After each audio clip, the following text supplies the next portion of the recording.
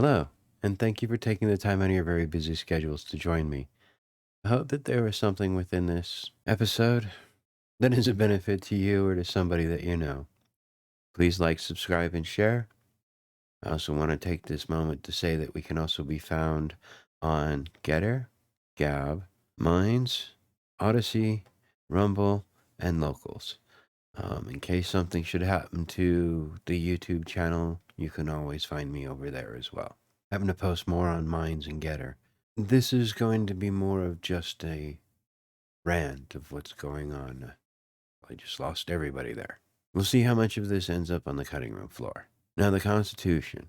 No other document has been written in such a fashion as to protect the people from a totalitarian government.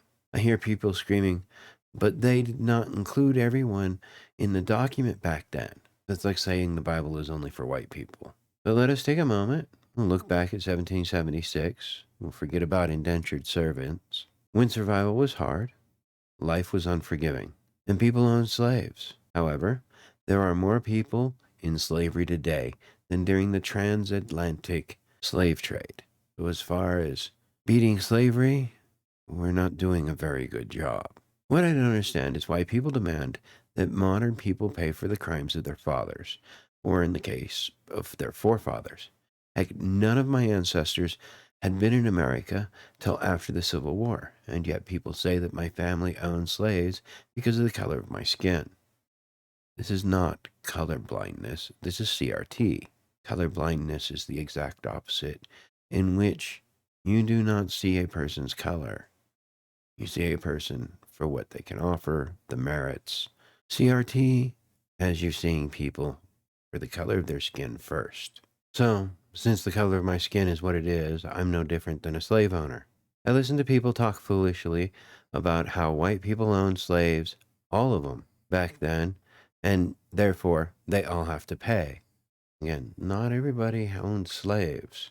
I know it's hard for some people to accept that, but it's true. It's like the student loan thing. Oh, and don't get me how Biden's like, well, this may be illegal, but I'm going to do it anyways. Impeach the man. He's knowingly doing illegal things. He's already proved to be unjust. We do not need an unjust leader in charge of this country. I have my degree. I'm an accountant. Yet now I find I have to pay for a bunch of drooling, snot-nosed art history majors or liberal arts degrees to tell me what is right and what is wrong, and what is just and unjust. Okay, I'm a father of 7. I used to be a Boy Scout. I have a college degree. I've suffered a massive coronary. I oppose abortion. An innocent child should not have to pay for the sins of the mother. I support capital punishment. Although, these days, with the government that we have that fakes documents for impeachment hearings and evidence, I served in the Navy, which is not what it used to be. This is a safer, gentler, more thoughtful military. While you're the one who stands on the wall protecting people, our leaders talk about how they need to learn about their white rage. Millie, if you weren't a racist, you'd just be an angry dude, which some people would expect from a 5-star general. Kind of an angry dude. Small business owners right now are waiting to see if the IRS will decide that LLCs are S corps or not. That would be equal to an S corp as far as these taxes are concerned, meaning that small businesses such as mine will have to pay more taxes. With a government that is obviously a political tool, such as the IRS, the FBI, the Department of Justice, need I go on? Department of Homeland Security, CIA, KGB, CCP. Yeah. We can all name those neat little acronyms. We know what they all stand for. But someone like me, I'm a threat to their democracy. Because I believe that our founding fathers wanted to make something for us to live up to strive to be better than we are, or they were. Even George Washington saw his own shortcomings and he tried to fix them. The Constitution is the challenge of a standard of living to strive for more, to improve themselves and live to that higher standard. Today you look around, and the main way that people deal with the habit of drifting, if someone with depression were to commit suicide, we consider it a tragedy. But if someone with gender dysphoria or to get transitional surgery, we're told that we're to celebrate it? If it's a mental illness, why do we treat it any differently in this culture? Where you were assigned a sex at birth, but in a person's own hubris, they decide that biology can be changed with but a little bit of surgery. I was always told that any surgery is bad. Or worse, believe they know better than God to say that He is wrong and that we will change our children from the life that God had chosen for them. Or a woman with loose morals saying it empowers them to sleep around with no consequences. For as Google says, thanks to some of our government officials, I quote, to have it so only abortion centers are shown on Google Maps. No crisis pregnancy centers will offer help. Senator Mark Warren, a Virginia Democrat, and Senator Elizabeth Warren, they recently garnered criticism arguing that policymakers should shut them down all around the country. We're talking about crisis pregnancy centers, which are there to help with the mother birthing the child as opposed to murdering the child. Because the crisis pregnancy centers are, and I quote, misleading. As a father, I can say that there will be tough times. Like all else, this too shall pass. Like with business, breathes in and grows and exhales and shrinks, which means that there's rough times. You can turn that around. It's no reason to end the life of an innocent just because you think you might be in for a tough time. Too many men also don't want to step up to the responsibility or task that is required of them. They renounce their responsibilities, and they seem to find themselves craving only the desires of flesh, which is an earthly desire. America is the last bastion of freedom. The world looks up to us for that. If we fall, how dark will it get for all the other countries and the populaces of those countries? But, after all, we have people like Liz Cheney, who claims to be in support of the Constitution, yet when Facebook Zuckerberg says they suppressed free speech about the Hunter Biden laptop, she says nothing. That's the type of Republicans that are not MAGA Republicans. Nothing about the violations of the First Amendment she claims to protect. Her only goal is to keep Trump from becoming president.